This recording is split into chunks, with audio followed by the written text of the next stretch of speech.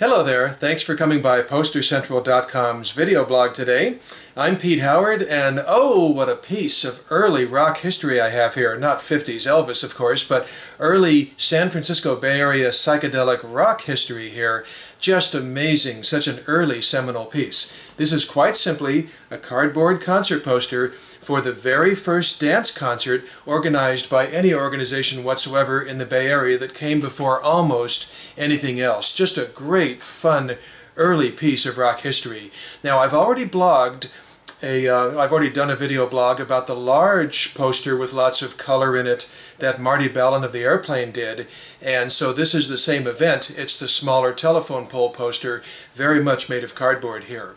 So we're talking early Bay Area dance concert history here, but no Bill Graham involvement yet. Did I say that too fast? Bill Graham involvement yet. This was done by the Family Dog, which was led by Lyria Castell, and the dog also consisted of Alton Kelley, a budding poster artist, his girlfriend Ellen Harmon, a comic books freak, and Jack Towell, who was probably the least visible of the four members. And what they decided to do, they threw these dance concerts, they gave them theme names. So they put on 3 over the course of 4 weekends. They just skipped one weekend, and they gave each one a name, and this one is a tribute to Dr. Strange. Now here is the poster from top to bottom, I'll show you. And it's the same artwork as the handbill. There's the printer's bug, the all-important printer's bug down there in the corner.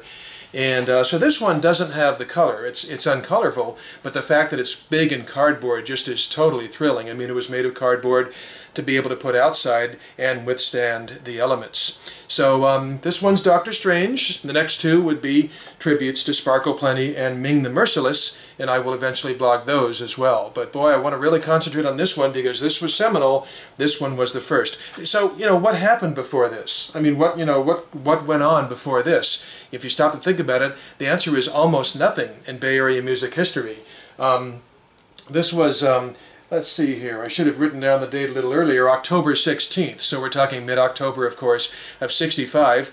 So what was happening up till then? Well, let's see, in April, the first batch of Owsley acid hit the street in San Francisco, definitely an important part of things in Bay Area pop culture.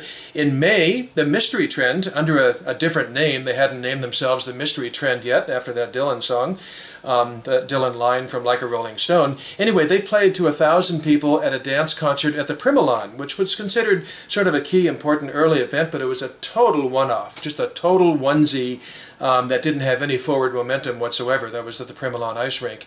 And then in June, the Charlatans opened at Virginia City, the Red Dog Saloon, but that was 250 miles away. In August, the Jefferson Airplane sort of coalesced, gave themselves a name, and opened up the Matrix Club. I should say Marty Balin of the Airplane owned that club, and they opened that. And in September, the Great Society with Grace Slick debuted at a coffee house. And that was it, leading up to this. That's the only thing you've heard of or not heard of leading up to this great event. So, boy, I'll tell you, the audience for this, over 1,000 of San Francisco's alternative community was sort of like meeting each other for the first time. And they just, the very poster art itself really helped draw in all the free thinkers in the Bay Area, and then all the other elements too. And I always like the neat picture of the Jefferson Airplane there in the artwork. See if I can get in on that. And shows a little airplane above their name. I think that's pretty cool.